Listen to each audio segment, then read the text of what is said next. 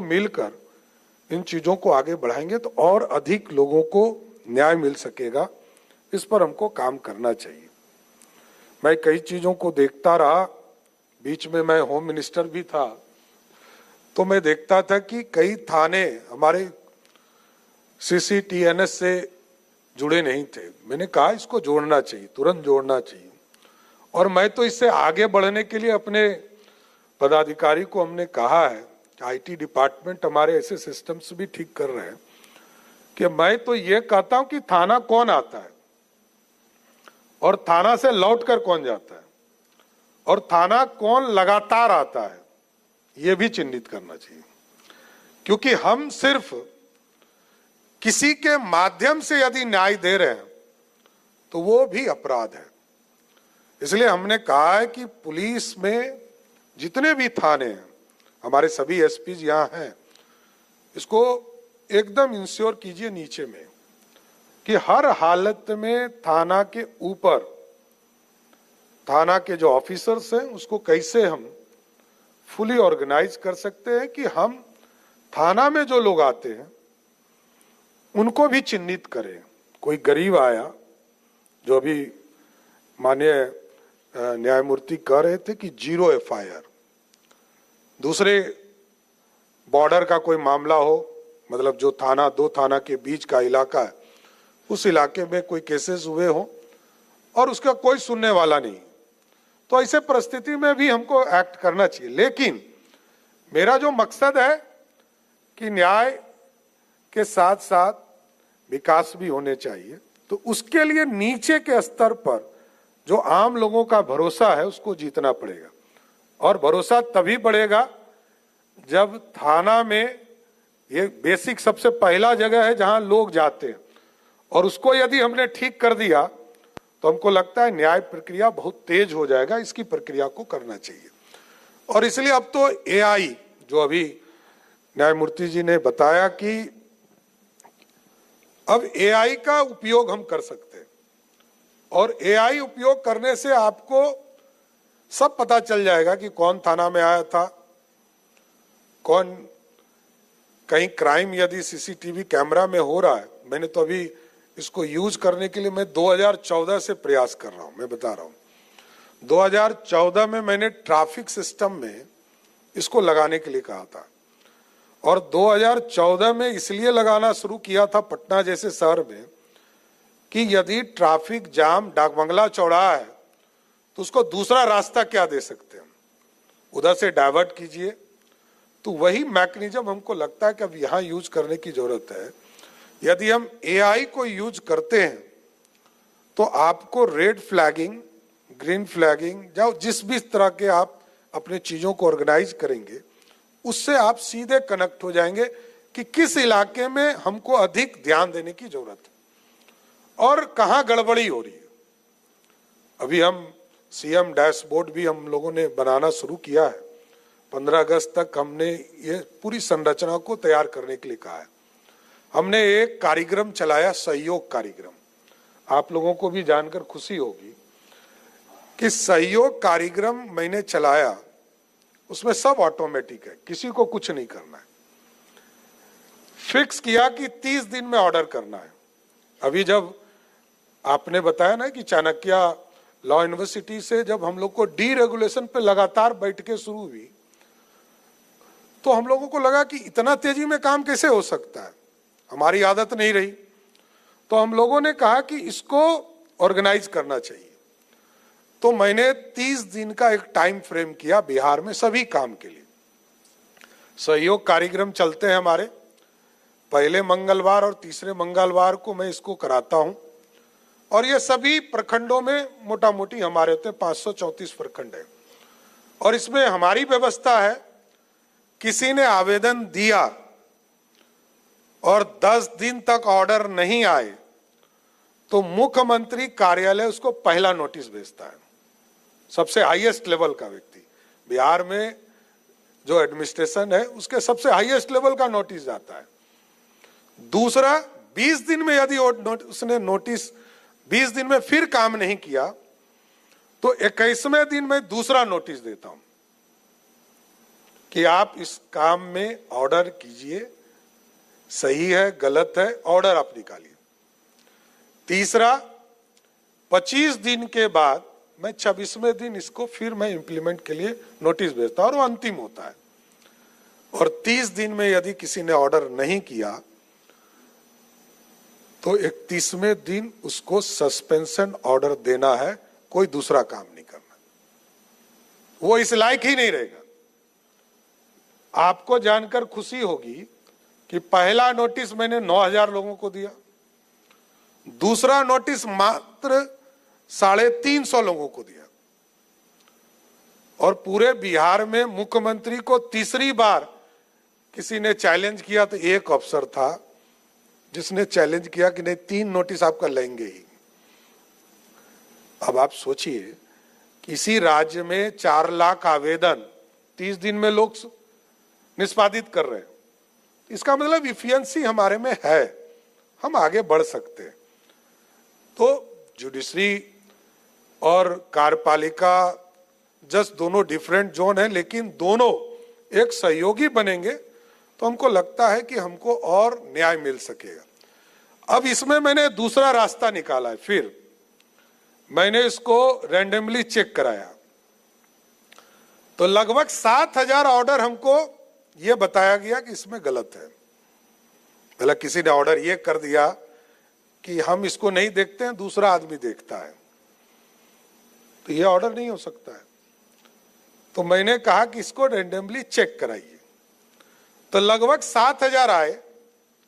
तो मैंने कहा बीडीओ यदि ऑर्डर किया है तो इसको कहिए अब एसडीओ जांच करेगा, एसडीओ ने किया है तो डीएम जांच करेगा, डीएम ने किया है तो कमिश्नर जांच करेगा, कमिश्नर ने यदि गलत ऑर्डर किया है तो उसको सेक्रेटरी लेवल पर जांच करे।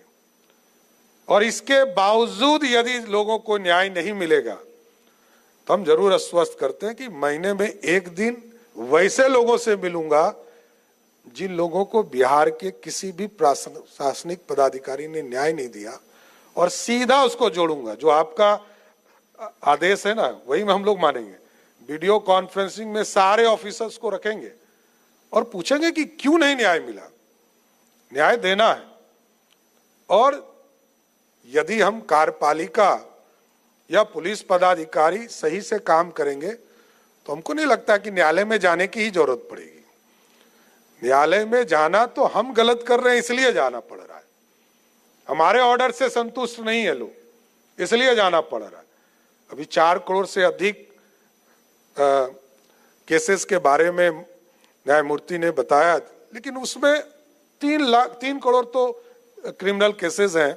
क्रिमिनल केसेस में तो कार्रवाई हमको करनी ही पड़ेगी, लेकिन कई चीजें हम लोगों ने किया है, चाहे वो फॉरेंसिक के वैन हो या मोबाइल फॉरेंसिक के लिए चीजें उपलब्ध कराना हो, चाहे क्योंकि हमारे यहाँ लगभग जो बता रहे हैं आंकड़े हमारे सरकार के द्वारा लगभग 26,000 से अधिक घटना स्थलों पर वैज्ञानिक तौर पर जांच की गई।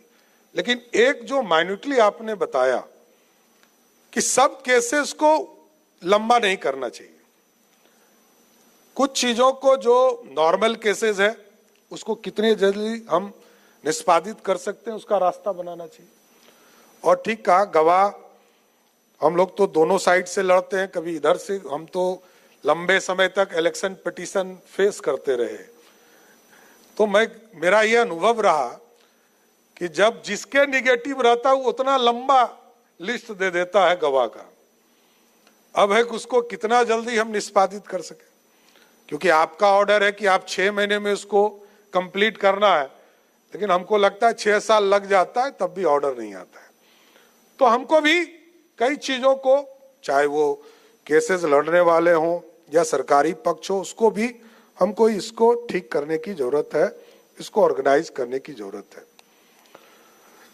एक जो हमको लगता है कि अभी तो नए जो कानून आए इसके माध्यम से हम लोगों ने पूरे टेक्नोलॉजी से जोड़ने का काम शुरू किया है।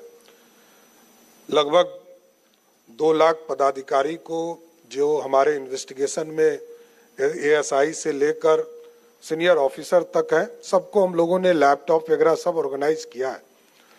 लेकिन हमको लगता है कि एक टाइम फ्रेम में हम लोगों को अब काम करने की जरूरत है और टाइम फ्रेम हमारे नीचे स्तर पर इसको ऑर्गेनाइज कैसे कर सकते हैं इसको देखना पड़ेगा। पहले तो वो दिन भी हम लोग देखते थे कि थाना में कागज उपलब्ध नहीं होते थे, थाना में कोई व्यवस्था नहीं थी, जुडिशियल सिस्टम में भी कई चीजों की दिक्कतें आती थी, लेकिन अब धीरे धीरे हमको लगता है सब चीज व्यवस्थित हो चुका है। नीचे भी थाना ऑर्गेनाइज्ड हो रहा है, थाना को फुल इक्विपमेंट के साथ ऑर्गेनाइज किया जा रहा है और नीचे सारी व्यवस्था भी खड़ी की जा रही है। और ये जो कानून बदले हैं इसको पूरी तरह इसका लाभ लेने की जरूरत है हमको। और कई चीजें जो टेक्नोलॉजी के तौर पर मैंने देखा कि ERSS का जो पूरा व्यवस्था 112 का, इसको मैंने अभी मैं जब रिव्यू कर रहा था स्वयं देखा कि पुलिस तो हमारी पहुंच ही रही है। पहले 15 मिनट से ऊपर में पहुंचती थी, अब लगभग हम 10 मिनट पर आ गए और हम लोगों ने इसको टारगेट दिया है कि इसको 6 से 7 मिनट पर ले जाइए, पुलिस आसानी से पहुंच सके। जैसे हम लोगों ने कहा कि महिलाओं को जहां दिक्कत होती है, कई कॉलेज है, कई यूनिवर्सिटीज है, कई स्कूल्स, गर्ल्स स्कूल्स हैं, उसके जगह पर हम फोर्स कैसे लगा सकते हैं, छुट्टी के समय स्कूल जब खुलते हैं तब कैसे लगा सकते हैं, इसकी चिंता के लिए भी हम लोगों ने कई चीजों को ऑर्गेनाइज करने के लिए कहा है। इसको आगे बढ़ाने का काम हम लोग लगातार कर रहे हैं। एक जरूर आग्रह करूंगा, मैं लगातार प्रयास कर रहा हूं पिछले 1.5 साल से, मैं वित्त मंत्री था तब से ये प्रयास कर रहा हूं कि 100 फास्ट ट्रैक कोर्ट चले और ये डेडिकेटेड हो। बिहार जैसे राज्य में 2006 से लेकर 2012 तक, ये मूलतः 16 तक आपका चला। 16 के बाद भारत सरकार ने कोई योजना में चेंजेस किया तो बिहार सरकार ने अपने आप को अलग कर लिया। लेकिन मैं पिछले 2 साल से लगातार आग्रह कर रहा हूं, आपके माध्यम से जरूर आग्रह करूंगा कि 100 फास्ट ट्रैक कोर्ट का स्थापना किया जाए और जरूरत पड़े तो अभी आप किसी को चार्ज दें। जिले में केसेस बहुत लंबे चल रहे हैं और पहले फिक्स था कि 14-15 केसेस को आपको सुनवाई करके पूरा करना है, वो टाइम फ्रेम नहीं हो पा रहा है। इसकी व्यवस्था हमको जो भी सरकार के स्तर पर करना है हमको निर्देशित कीजिए। हमारी सरकार आपको एकदम पूरी तरह आश्वस्त करती है कि रूल ऑफ लॉ के लिए जितनी भी राशि लगाना पड़ेगा हम लोग हर हालत में लगाने का काम करें।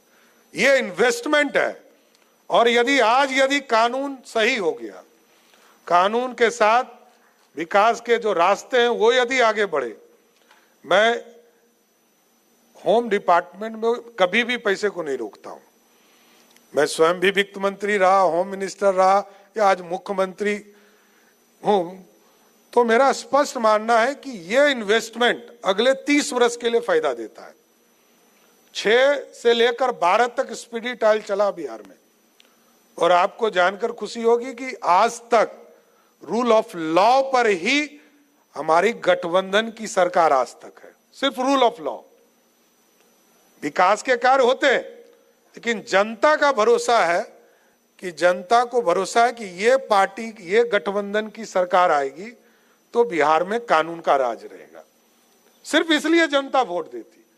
इसलिए मैं तो पूरी तरह दोनों हाथ खोलकर लॉ डिपार्टमेंट से कहूंगा कि स्पीडी ट्रायल या कानून के व्यवस्था को ठीक करने के लिए आपका सहयोग मिलता रहे। और जो आपके अनुभव हैं, अभी आदरणीय कोटेश्वर सिंह जी से मेरी बात हो रही थी तो बता रहे थे कि मैं 80s में बिहार आया था और मैं बस से कैसे नवादा गया। आदरणीय बागची जी से बात हो रही थी तो उन्होंने एक अच्छी चीज हमें बताया कि बिहार में, बिहार के लोग एजुकेशन के लिए जाने जाते पूरे देश और दुनिया में, और आप एक बड़ी संख्या को छोड़ देते हैं जो बाहर जाके पढ़े। इसकी भी व्यवस्था करनी चाहिए। तो मैं सिर्फ उनको बता रहा हूं कि अभी इसी माह हम 211 डिग्री कॉलेज एक साथ खोलने जा रहे हैं और लगभग 534 मॉडल स्कूल हम बिहार में स्थापित करने जा रहे हैं। और इसकी संरचना, ये हम लोगों को एहसास है कि लगभग 14 लाख बच्चे बिहार के +2 पास करते हैं और हमारी कैपेसिटी 6 लाख है, जिसको हम बिहार में हायर एजुकेशन के लिए दे पाते हैं। हमारे इसलिए लाखों बच्चे बाहर जाते हैं। तो और जो गौरवशाली इतिहास है कि दुनिया को शिक्षा का केंद्र माना गया बिहार। और जब भी हम लोग नालंदा जाते हैं, और हमको तो वो दिन याद है जब आदरणीय प्रधानमंत्री नरेंद्र मोदी जी तीसरी बार प्रधानमंत्री बनकर गया नालंदा आए थे, तो हमको उन्होंने एक टास्क भी दिया है। उस दिन तो हम लोग, नीतीश जी और मोदी जी ने जो सपना देखा था नालंदा यूनिवर्सिटी का, उसकी तो शुरुआत हो गई। अब वहां यूनिवर्सिटी बन गए, अब वहां पढ़ाई भी शुरू हो गया। लेकिन कहा कि विक्रमशिला भी तुम्हारा ऐतिहासिक धरती है, जो नालंदा से भी पूर्व है, उसको भी स्थापित करो। तो मैं जरूर आश्वस्त करता हूं कि नॉलेज की धरती जो विक्रमशिला है, उसको भी इसी साल हम लोग जमीन पर उतारने का काम कर सकेंगे। यहाँ पर ऐतिहासिक कहा कि भगवान बुद्ध को भी ज्ञान यहीं प्राप्ति हुई, सिद्धार्थ से महात्मा बुद्ध बने, मोहन करमचंद गांधी से भी बापू इसी धरती पर लोग बने, गुरु गोविंद सिंह जी ने भी यहीं से इस देश के लिए लड़ने का काम किया, महावीर ने भी एक अलग उद्देश्य देकर इस देश में शांति के प्रतीक रहे। तो जरूर इन चीजों के गौरवशाली इतिहास को लाने में हमारी सरकार काम करते रहेगी, लेकिन जरूर एक आश्वस्त करके, क्योंकि आपके कामों में हम हस्तक्षेप नहीं कर सकते हैं, लेकिन यह जरूर है कि आपको जहां जहां बिहार सरकार के सहयोग की जरूरत होगी, हमारे मुख्य सचिव, हमारे पदाधिकारी 100% आपके साथ खड़े होंगे, इतना जरूर मैं आश्वस्त करता हूं। और आज इस कॉन्फ्रेंस के माध्यम से यही कामना करता हूं कि समुद्र मंथन के लिए भी यहीं के पहाड़ को यूज किया गया था, मंदार पहाड़, और मंदार पहाड़ भी इसी धरती पर है। तो आज जो आप लोग मंथन कर रहे हैं 5 विषय पर, अगले 2 दिन तक करेंगे, आज और कल करेंगे। इस मंथन से बिहार की उन्नति, देश के विकसित होने का रास्ता, बिहार की समृद्धि का रास्ता, और बिहार आगे बढ़ सके, बिहार में कानून का राज रहे, बिहार का गौरवशाली इतिहास हो, इसमें आपका सहयोग मिले। बहुत बहुत धन्यवाद।